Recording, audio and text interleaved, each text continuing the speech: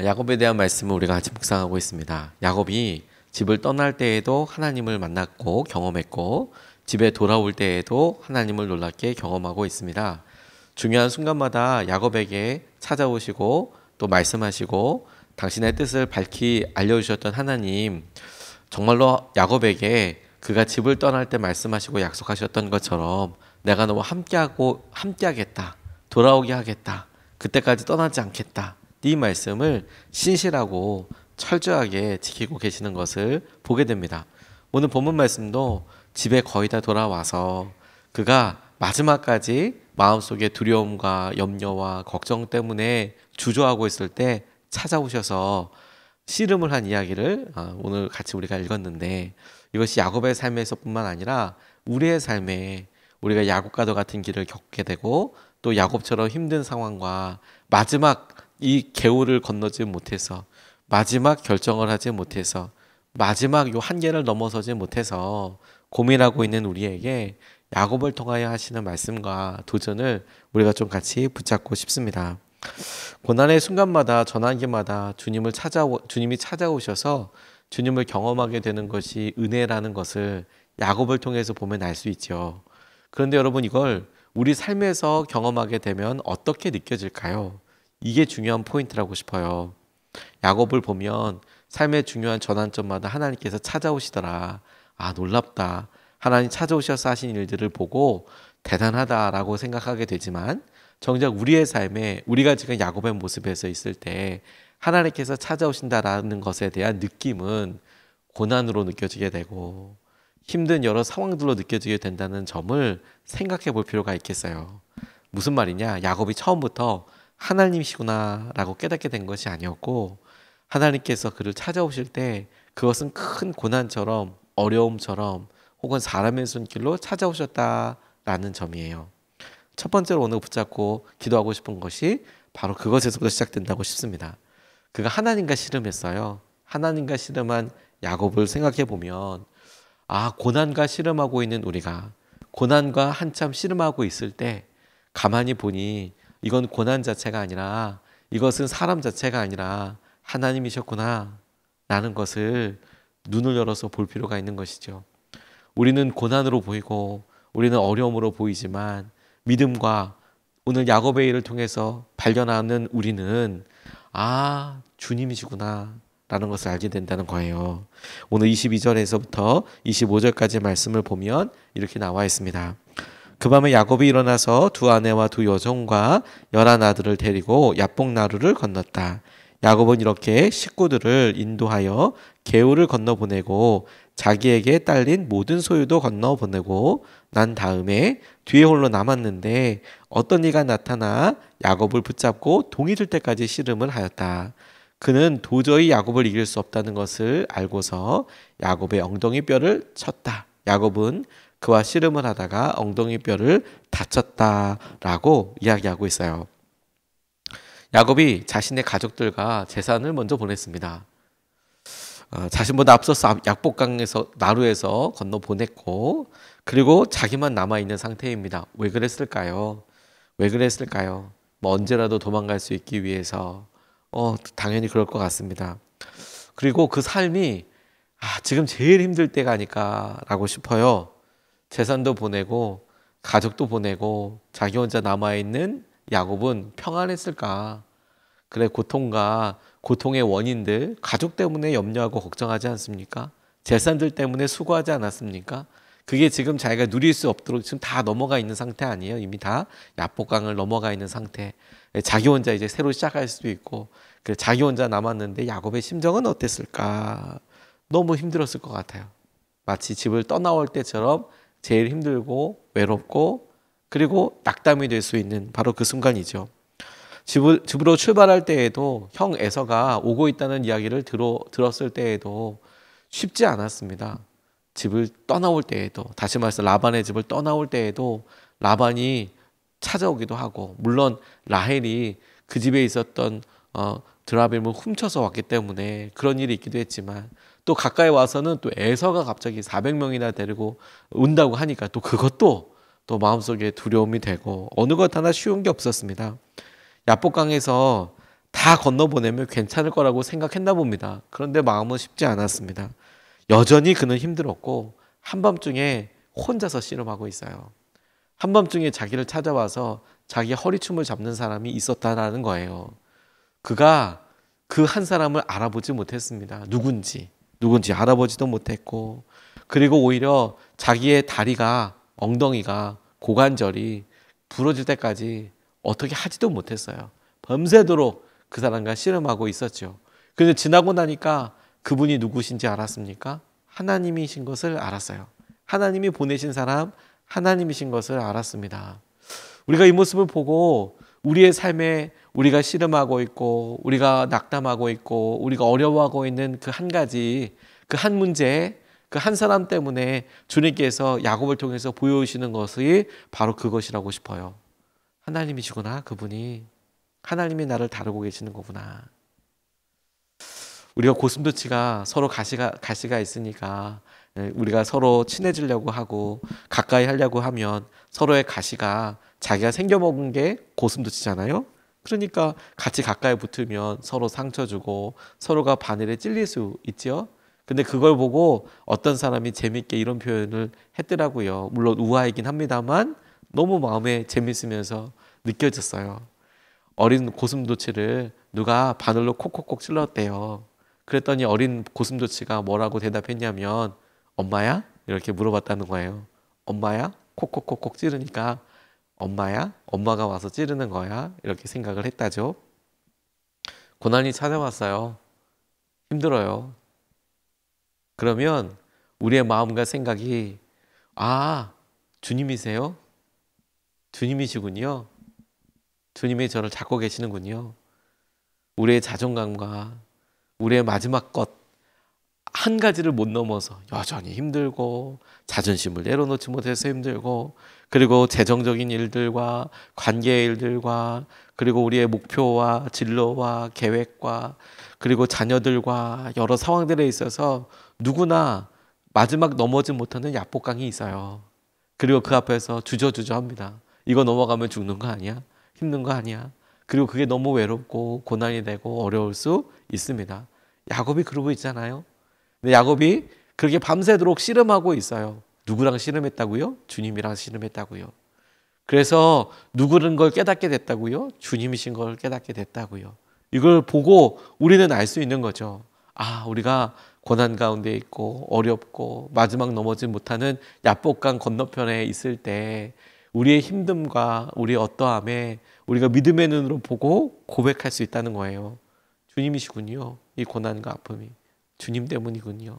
주님이 나를 다루시고 이제 앞으로 이어지게 될 에서와의 화해와 약속의 땅으로 돌아오게 되는 일들과 하나님께서 끝까지 나를 지키시고 나를 떠나지 아니하시고 나를 보호하셔서 집까지 오게 하셨다라는 것에 대해서 마지막까지 우리가 경험하고 고백할 수 있을 상황을 만들 뿐만 아니라 실제로도 나의 하나님이 되시는 것을 하나님께서 알게 하여 주시는 거군요. 우리가 그것을 믿음으로 취하고 기도하면 좋겠습니다. 주님이시군요. 오늘 여러분 기도가 바뀌어서 고난과 어려움과 아픔과 힘듦이 당연히 기도 제목이겠지만 그 가운데 우리가 야곱처럼 고백해 보면 좋겠어요. 주님이시군요. 주님이시군요. 두 번째로 붙잡고 기도하고 싶은 것은, 묵상하고 싶은 것은 그가 믿음으로 고백하게 되었다라는 사실입니다. 저는 이 부분을 우리가 다 알고 있는 대로 이 본문이 유명한 부분이 뭐냐면 야곱에게 주님께서 새로운 이름을 주신 거거든요. 이스라엘이라는 이름을. 그런데 이번에 마음에 쓰는 성경을 읽으며 또 우리가 같이 읽으면서 말씀을 묵상하면서 질문하는 가운데 그동안에는 좀 깊이 주목하지 못했던 야곱이 이스라엘로 바뀌었지라는 부분, 하나님이 야곱의 이름을 바꿔주신 부분을 묵상했던 것에서 이번에는 조금 다르게 야곱도 고백이 바뀌더라고요. 무슨 말이냐면 27절에서 30절까지의 말씀을 보면 이렇게 나와 있어요. 그가 야곱에게 물었다. 너의 이름이 무엇이냐? 야곱이 대답하였다. 야곱입니다. 그 사람이 말하였다. 내가 하나님과도 겨루어 이겼고 사람과도 겨루어 이겼으니 이제 내 이름은 야곱이 아니라 이스라엘이다 라고 바꿔주셨어요. 29절에 야곱이 말하였다. 당신의 이름이 무엇인지 가르쳐 주십시오. 그러나 그는 어찌하여 나의 이름을 묻느냐 하면서 그 자리에서 야곱에게 축복하여 주었다. 30절 야곱은 내가 하나님의 얼굴을 직접 뵙고도 목숨이 이렇게 붙어 있구나 하면서 그곳 이름을 브니엘이라고 하였다라고 이야기하고 있습니다. 결국 그가 지지 않았대요. 성경 말씀은 상황과 이게 여러 이렇게 되어지는 것을 봤을 때 야곱이 진 것 같은데 야곱이 고관절을 다치고 엉덩이뼈를 다쳐서 더 이상 지금 씨름할 수 없는 상황 아니겠습니까? 그런데 야곱이 끝까지 붙잡고 있었다는 거 아닙니까? 아마도 야곱이 이겼다라는 것을 어떤 방법과 어떤 기준으로 이겼을까라고 본다면 우리가 흔히 상상할 수 있는 우리나라의 씨름을 생각해 보면 신체의 일부가 모래판에 먼저 닿으면 지는 거잖아요. 그런데 만약에 그렇게 쓰러져서 넘어진 거라면 그 밤에 야곱이 혹은 야곱과 함께 씨름하고 있는 아직은 정체를 모르는 이 분이 한 번쯤 등이 닿을 수도 있고 한 번쯤 넘어졌을 수도 있지 않겠습니까? 그런데 그런 법이 아니었나 봐요. 이 게임의 법칙은 그런 게 아니었나 봐요. 마지막까지 붙잡고 있는 게 게임의 법칙이었나 봐요. 구체적인 어떠함과 어떤 기준이었는지는 잘 모르겠어요. 물론 고대 근동의 씨름을 생각해보고 이렇게라고 그려볼 수 있는 방법도 있겠지만 아무리 생각해봐도 밤새도록 하는 씨름 그리고 고관절이 부러질 때까지 하는 씨름은 상상하기가 너무 어려운 거죠. 그러니까 우리 생각에는 한 3분 혹은 10분 그래서 어떤 결과가 이때까지 이렇게는 상상이 가는데 밤새도록 하는 씨름이 있다고? 그리고 이런 큰 부상이 일어날 때까지 하는 씨름이 있다고? 그 법칙은 뭘까? 둘만 있으니까 둘이 어떤 합의와 어떻게 됐는지 지금 우리가 상상할 수 있는 방법은 그렇게 많지 않죠. 그런데도 이겼다라고 이야기했을 때 그 게임에 룰이 있다면 우리가 상상하고 발견할 수 있는 것은 무엇이냐면 씨름하고 있던 이 사람은 가야 되고 야곱은 끝까지 보낼 생각이 없고 그래서 이겼다는 거예요. 마지막까지 붙잡고 있는 우리. 어떻게 보면 우리의 마음속에 힘들고 어려운 우리. 그래서 이 떠나려고 하는 사람이 야곱을 축복하면서 이름을 바꿔준 거 아니겠어요? 너는 이겼다, 싸워서. 사람과도 겨루어서 이겼고 하나님과도 겨루어서 이겼다. 야, 너 대단하다. 저라면 야, 너 진짜 징글징글하다. 어떻게 그러냐? 안 바뀌냐? 어떻게 이렇게 이야기했을 수도 있겠지만 주님은 그것을 좋게 이스라엘이라고 이야기해 주셨어요. 그러니 여러분 바뀐 야곱의 입장에서 우리의 입장에서 주님께서 그와 같은 놀라운 은혜와 마음을 주셨기에 참 감사하죠. 그런데 여러분 여기서 더 놀랍고 분명한 은혜가 되는 것이 무엇이냐면 주님께 이름을 물었을 때 대답해 주시지 않았어요. 근데 그가 알았어요. 주님께서 대답해 주시지 않으셨거든요. 근데 야곱이 알아차렸다는 거예요. 뭐라고 알아차렸습니까? 그가 알아차렸다는 것을 무엇을 통해서 알 수 있냐면 브니엘이라는 말을 통해서 알 수가 있어요. 브니엘의 뜻이 하나님의 얼굴이란 뜻이거든요. 하나님의 얼굴. 그러니까 자기가 만나고 씨름했던 사람이 자기 이름을 알려주지 않았어요. 그런데 야곱은 알았어요. 하나님이시래요. 브니엘이래요. 내가 지금 하나님이랑 밤새도록 씨름하고 있어요. 다시 여러분이 본문 말씀을 10번 읽어보고 20번 읽어봐도 본인 씨름하고 있는 이 사람이 야곱이 누군지도 아는, 야곱을 이렇게 축복해주고 하는데 자기의 이름을 얘기해주지 않는다니까요. 근데 야곱은 알아차렸어요. 이게 놀라운 은혜의 비밀이에요. 뭐냐면 끝까지 씨름하고 있어요. 그게 누군지도 몰라요. 아까 첫 번째로 콕콕콕 찌르면 엄마야 라고 얘기하는 것처럼 주님이세요? 라고 이야기하지만 하나님께서 그의 이름을 바꾸셨을 때 하나님께서 그를 축복해 주셨을 때 그의 삶에 변화된 놀라운 은혜가 뭐냐면 그의 고백이 바뀌어요. 마지막까지 떠나지 못했던 야복강 이쪽 나루편이 마지막까지 자기를 붙잡고 있었던 신락 같은 두려움과 자존감과 어려움이 바뀌어서 그 자리가 하나님의 얼굴, 하나님을 만나게 되는 브니엘이 되는 거예요. 야곱이 바뀌게 되는 거예요. 주님을 만나게 되었을 때 야곱이 바뀌어요. 이게 놀라운 은혜이고 축복인 것이죠. 고난과 어려움과 마지막 순간을 자기가 어떻게든지 버팅겨서 이걸 직면하고 싶지 않아. 에서를 만나는 걸 직면하고 싶지 않아. 이걸 건너가서 어려움을 당하는 것에서 어떻게든 좀 피하고 싶어 라고 생각했을 때 하나님이 거기에 찾아오셔서 밤새도록 씨름하고 나서 그의 이름만 바뀐 게 아니라 그리고 나서 그의 고백도 바뀌었어요. 이건 분이엘이구나. 아, 이분은 하나님이셨구나. 나를 끝까지 붙잡고 계셨던 분은 하나님이셨구나. 그걸 알고 그걸 보게 된다는 거예요. 이게 은혜이고 기쁨인 것이죠. 하나님이 우리 이름을 바꿔주셔서 우리를 믿음의 사람으로 살게 해주십니다. 그런데 여러분, 동시에 하나님을 만난 우리도 우리 삶의 의미가 바뀌어요. 씨름하던 장소, 마지막까지 번민하고 끌탕하면서 내려놓지 못했던 장소가 분이엘이 되는 거예요. 마지막까지 내가 건너지 못하고 아등바등 했던 것이 하나님의 얼굴을 만난 장소가 되는 거예요. 하나님을 만나는 장소가 된 거예요. 그리고 그 이름 없고 이 시기, 이름 없는 시기, 몇 월 며칠도 모르는 이 시기가 적어도 야곱에게 있어서, 이스라엘에 있어서는 내가 그렇게 이름이 바뀐 곳, 내 삶이 바뀐 곳, 내 존재적인 가치가 바뀐 곳으로 되는 분이엘이 되는 거예요. 고백이 바뀌고 자기의 존재가 바뀌고 자기를 부르는 이름뿐만 아니라 내 믿음의 고백이 바뀐 곳이 되는 거예요. 이게 우리에게 놀라운 은혜 아니라고, 은혜이지 않겠습니까? 우리가 믿음으로 우리의 삶의 중심이 바뀐 곳이 우리가 누구인지가 바뀌는 곳일 뿐만 아니라 우리의 믿음이 바뀌는 곳이 될 거예요. 거꾸로 우리의 믿음이 바뀐 곳이 우리의 존재가 바뀌는 곳이 될 거예요. 이게 은혜이고 기쁨인 것이죠. 성경에 여러 자리들마다 그런 이름이 있어요. 사무엘이 어렸을 때부터 이스라엘을 계속해서 타락하고 우상숭배했습니다. 심지어 제사장 엘리에게 계속 이야기하셨지만, 몇 번 경고하셨지만 돌아오지 못했어요. 홈리와 비느하스 난리 쳤습니다. 아주 끝판왕 그렇게 난리 쳤어요.